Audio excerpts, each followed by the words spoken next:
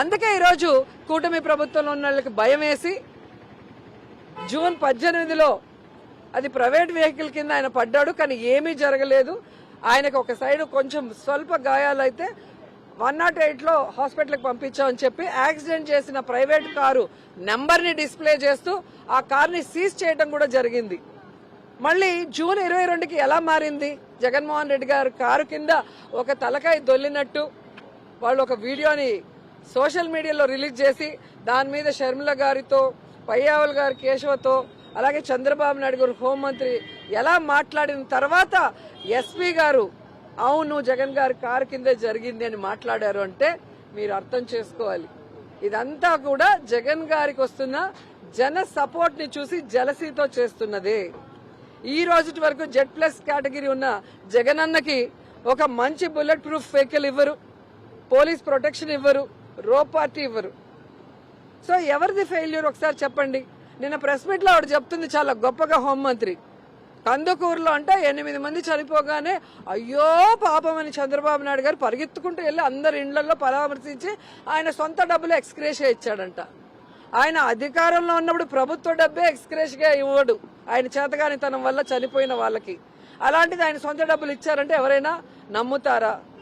రెండవది, ఆమె చెప్పినట్టుగా ఆ రోజు అపోజిషన్ లో ఉన్నప్పుడు ఏం మాట్లాడావు?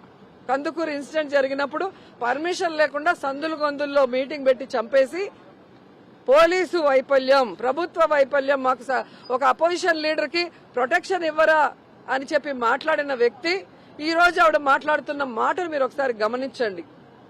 ఈరోజు ఆవిడ బాడీ లాంగ్వేజ్ గాని ఆవిడ భాష గాని చూస్తే అర్థమవుతుంది. జగన్మోహన్ రెడ్డి గారిని తిట్టడానికి రెడీ అయ్యి వచ్చి కూర్చుంటున్నారు తప్ప ఈ రాష్ట్రంలో ఇంతమంది పిల్లలు, ఇంతమంది ఆడవాళ్లు, ఇంతమంది కాలేజ్ స్టూడెంట్స్ రేపుకు గురై మర్డర్ చేయబడి ముక్కలు చేయబడి ఈరోజు ఎక్కడ పడితే అక్కడ విసిరేస్తే ఎక్కడికైనా వెళ్లి పరామర్శించేదానికి నీకు టైం ఉందా అని అడుగుతున్నాను. కాలు మీద కాలు వేసుకొని, చుడిదార్ వేసుకొని, మేకప్ వేసుకొని, సెల్ ఫోన్ లో వీడియోలో మొన్న కుప్పంలో జరిగిన ఇన్సిడెంట్ లో ఒక ఆవిడికి మాత్రం పరామర్శ. ఇది మానవత్వమా? ఈవిడ జగన్ గారి మానవత్వం గురించి మాట్లాడటం హాస్యాస్పదంగా ఉంది. జగన్ గారు గాని వైఎస్ఆర్ గారి మానవత్వం గురించి ఈ రాష్ట్రంలో ఏ పేదవాడిని అడిగినా చెప్తాడు. ఈ రోజు ఒక ఫీజు రియంబర్స్మెంట్ గాని, ఒక ఆరోగ్యశ్రీ గాని, ఒక తల్లి ఇది అమ్మఒడి గాని, ఇవన్నీ ఎవరి కోసం తీసుకొచ్చారు? హాస్పిటల్ రెనోవేషన్స్ గాని, స్కూల్స్ రెనోవేషన్, పేదవాళ్ల కోసం, పేద పిల్లలు బాగుండాలి, వాళ్ళు ఆర్థికంగా ఎదగాలి, ఆ కుటుంబంలో ఆరోగ్యంగా అందరూ ఉండాలి అని చెప్పి పెద్ద మనసుతో చేసిన వ్యక్తులు.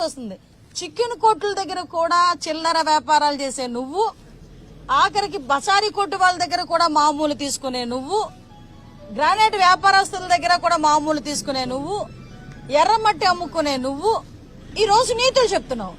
నీ బెంచ్ కదా తెలుసు, నీ గెంజి కదా తెలుసు. నాకు మాగే కదా రాష్ట్రం అంతా తెలుసు. నీ గంజి కథ దగ్గర నుంచి నీ బెంచ్ కథ వరకు ప్రతి ఒక్కరికి తెలుసు. అయినా కూడా నువ్వు మాట్లాడేస్తానంటే ఎలా అవుతుంది? ఈ రోజు అంటే ఇంకొకటి, తిరుమల తిరుపతి దేవస్థానానికి మాట్లాడితే వస్తుంది. ఇవి పరమ భక్తురాలు అనుకున్నారు. నాకు మొన్న తెలిసింది ఆవిడ పరమ భక్తి. ఆవిడ తిరుమల తిరుపతి దేవస్థానం మీద కాదంట, ఆ టికెట్లు అమ్ముకునే దాని మీద అంట. ఆవిడ వచ్చిన ప్రతిసారి కూడా 30 టికెట్లు అమ్ముకునిద్దట. అంటే అలాంటి నేనేమంటానంటే తిరుమల తిరుపతి దేవస్థానం అనేసరికి ఒక పాజిటివ్ వైబ్, ఎంత పాజిటివ్ వైబ్రేషన్ ఉంటదంటే ఒక ఆధ్యాత్మిక వాతావరణం. తిరుపతి కొండ గాలి తగిలేసరికి, తిరుపతిలో ల్యాండ్ అవుతున్నాం అనేసరికి ఒక ఆధ్యాత్మికమైన గాలి తగులుతుంది మనకి. దాంతోనే మన రాజకీయాలు అన్ని పక్కన పెట్టేసి ఆ దేవుడి మీద ఒక దృష్టి పెట్టి వెళ్తాం. కానీ ఈవిడ పరిస్థితి ఎలా ఉందంటే, ఈవిడ ఎందుకు అలా ఉండట్లేదా నేను అనుకున్నా. ఈవిడ దేవుడి మీద భక్తి కన్నా దేవుడు దర్శనం చేపిస్తానని భక్తులను తీసుకొచ్చిన వాళ్ళ దగ్గర వసూలు చేసే వసూళ్ల మీద ఈవిడికి అత్యధికంగా ప్రేమ, అభిమానం ఎక్కువగా ఉన్నాయి. కాబట్టి అక్కడికి వచ్చి కూడా రాజకీయం మాట్లాడుతుంది. ఈ మధ్య కాలంలో రోజా చేతివాటం ట్రస్ట్ అని ఒకటి ఏదో పెట్టిందట. మీకు తెలుసా అది? అదేనండి రోజా చారిటబుల్ ట్రస్ట్ అట. అది కాస్త చేతివాటం ట్రస్టే. ఆవిడ చేసిన చేతివాటాలకి సంబంధించి ఆ డబ్బులన్నీ ఎందులో వేసుకోవాలి అయ్యా అంటే తిన్నగా తీసుకొచ్చి ఆ ట్రస్ట్ లో వేయమంటుందంట. ఈవిడ సిబిఐ ఎంక్వైరీ గురించి, చంద్రబాబు నాయుడు గారి గురించి, బోనమ్మ గారి గురించి, లోకేష్ గారి గురించి, పవన్ కళ్యాణ్ గారి గురించి మాట్లాడుతుంది. అరే మీకు పవన్ కళ్యాణ్ గారు, లోకేష్ గారు కలిసి కూర్చుని ఒక ఫ్రేమ్ లో కనబడితేనే మీకు అంత వణుకొచ్చేసి ఎక్కడెక్కడో కార్యక్రమాల గురించి, టీవీ కార్యక్రమాల గురించి మాట్లాడుతున్నావు. అసలు నిజంగా వీళ్ళిద్దరూ కలిసి ఫీల్డ్ మీద దిగితే మీ పరిస్థితి ఏంటి? ఒకసారి ఊహించు.